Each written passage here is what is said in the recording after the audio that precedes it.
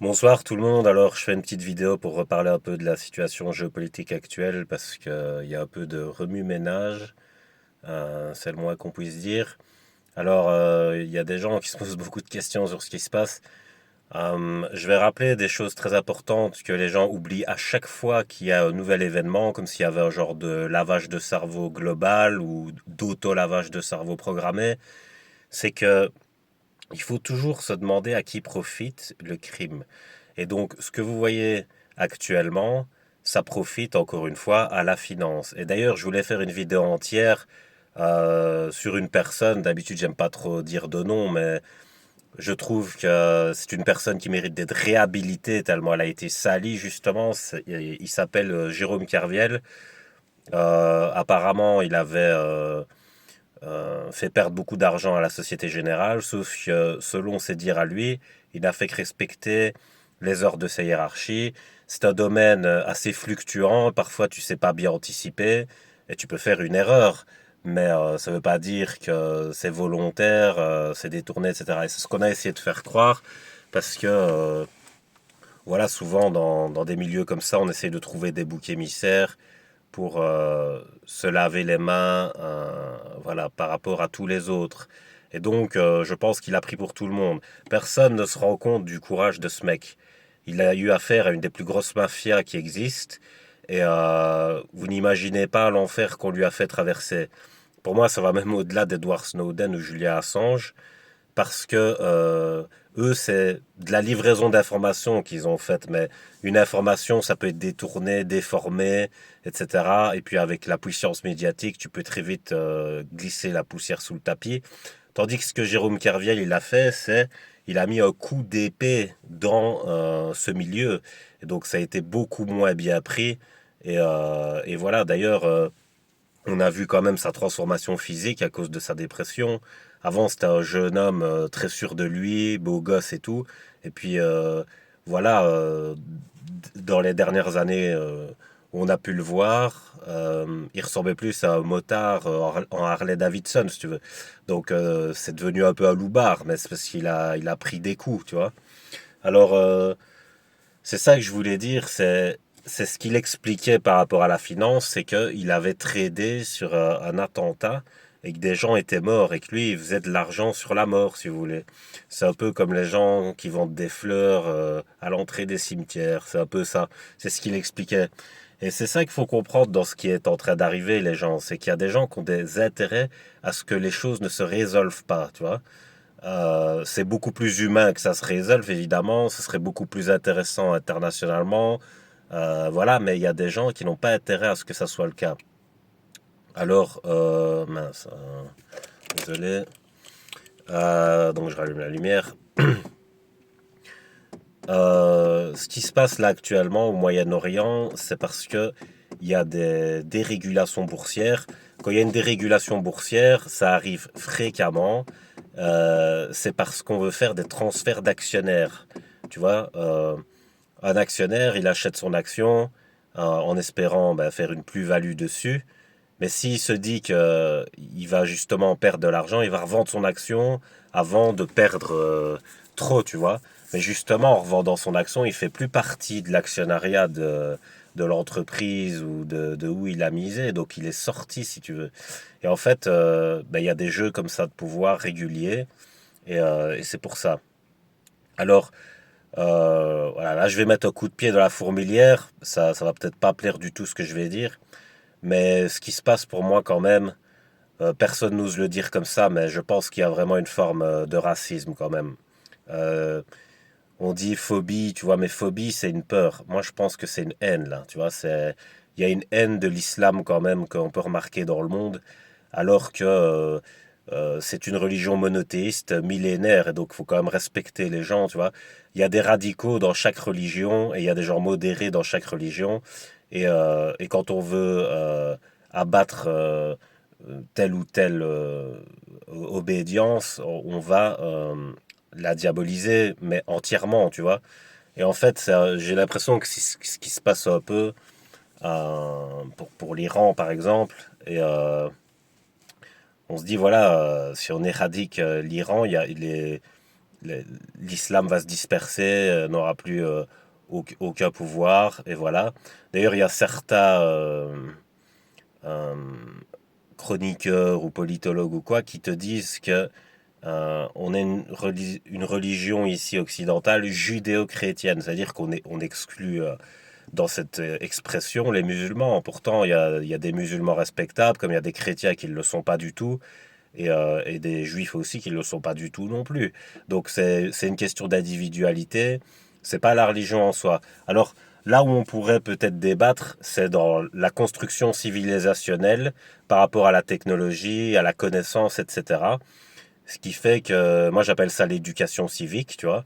Donc faut pas confondre des caractéristiques superficielles avec une construction intérieure, tu vois. C'est ça qui crée le racisme. Par exemple, quand on va dire que telle ou telle couleur de peau ou origine est inférieure, c'est toujours les mêmes, etc. C'est du racisme parce qu'en fait on essentialise par rapport à des caractéristiques. Et en fait tu remarques que si tu donnes une chance éducative à des gens qui ont des caractéristiques autres, eh ben, ils deviennent voire même meilleurs que ceux qui à la base, soi-disant, sont civilisés, tu vois.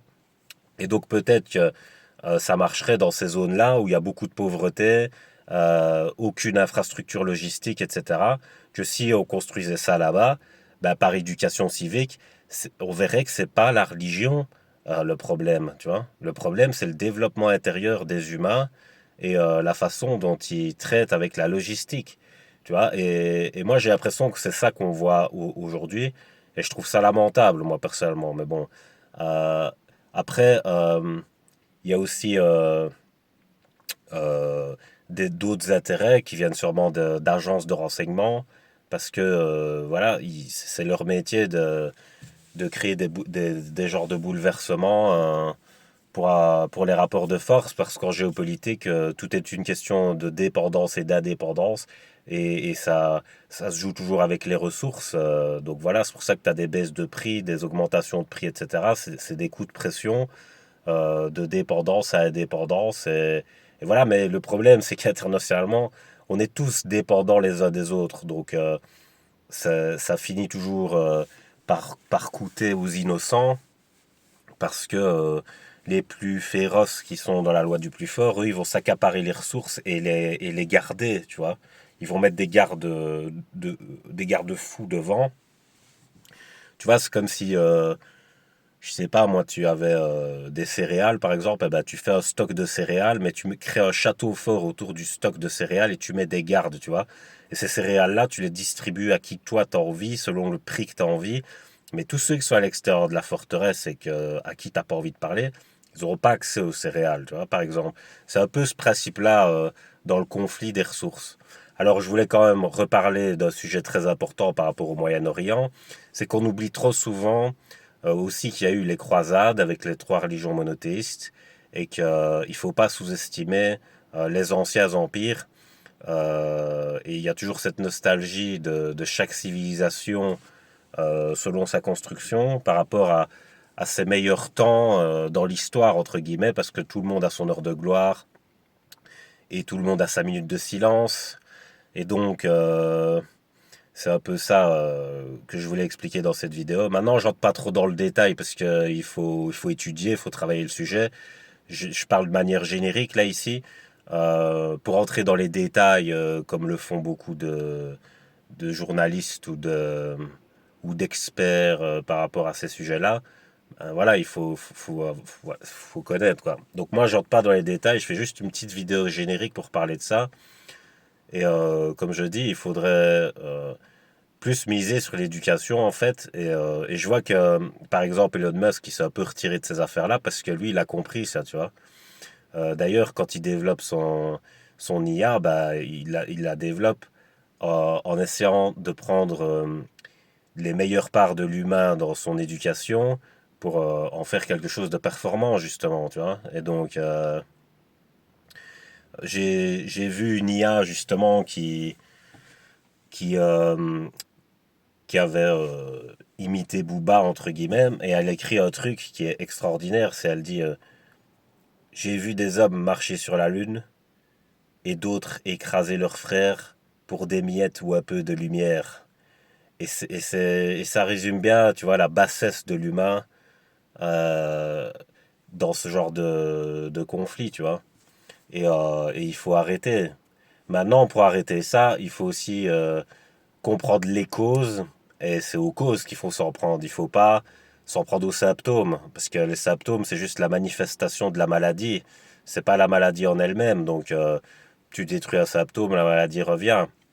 Aussi, ce que je voulais dire, c'est que tu n'as pas les mêmes organisations dans les civilisations. Par exemple, je suppose que Trump, il a voulu faire en Iran comme ce qu'il a réussi à faire au Venezuela, se disant que si tu arrives à avoir un chef hiérarchique, tu as détruit le mouvement. Ça se peut, mais ça dépend de l'organisation civilisationnelle. Si tu organises ta, ta civilisation avec la hiérarchie hyper verticale, mais où il n'y a pas d'horizontalité, si tu coupes la tête du chef, tu as coupé la tête du mouvement, tu vois, entre guillemets. Parce que les autres ne savent pas quoi faire. Ils obéissent tous à une seule personne. Et tu vois, c'est comme un entraîneur de foot, si tu veux. C'est lui qui place les joueurs sur le terrain. Et si l'entraîneur, tu l'enlèves, les joueurs, ils savent pas quoi faire, tu vois, parce qu'ils font que écouter. Par contre, tu as des organisations civilisationnelles. Et ça, je l'ai entendu à la radio, et c'est très bien trouvé comme expression, qui sont comme des mosaïques, tu vois, qui sont des fractales.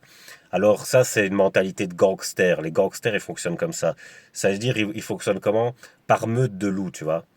Mais c'est tous des loups. Ils sont tous formés à être des loups. Donc c'est pas parce que tu bats un loup que c'est terminé, tu vois. Ça va même peut-être accentuer. Les autres loups vont vouloir venger leur frère loup, tu vois. Et donc ça, c'est plus une organisation horizontale, tu vois. Et ça permet de lutter justement contre les attaques plus ciblées. Mais et ceux qui s'organisent comme ça, ils renaissent, tu vois. Chaque fois, c'est comme un hydre. C'est comme je vous avais expliqué en finance. Si tu as 15 entreprises, tu en as une qui crache, tu en as 14 pour acheter celle qui crache. Donc tu craches jamais, tu vois. Et, euh, et voilà, c'est ça que je voulais expliquer dans cette vidéo. Je ne vais pas parler pendant 300 ans. Comme je dis, je voulais juste en parler de manière un peu générique.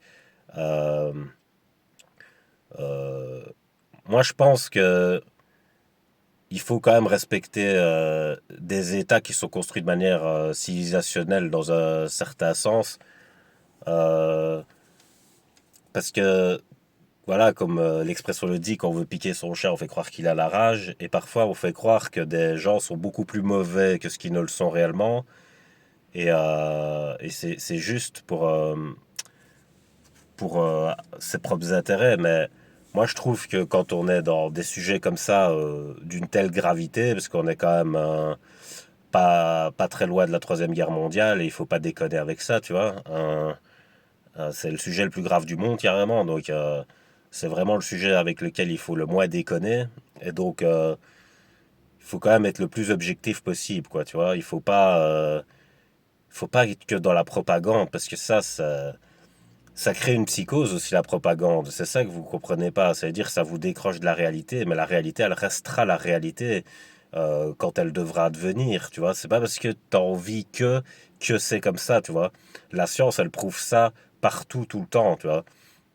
Euh, je prends chaque fois cet exemple pourri, mais c'est pas parce que tu te jettes d'une falaise et que tu as envie d'atterrir comme une fleur alors qu'il y a la gravité et que tu mets pas en place un parachute ou quelque chose qui va freiner ta chute pour justement atterrir convenablement, que c'est pas parce que tu as envie que ça va se passer comme tu as envie, tu vois. Voilà, c'est ça que je voulais expliquer. Donc je vais laisser sur ça, passer une bonne nuit.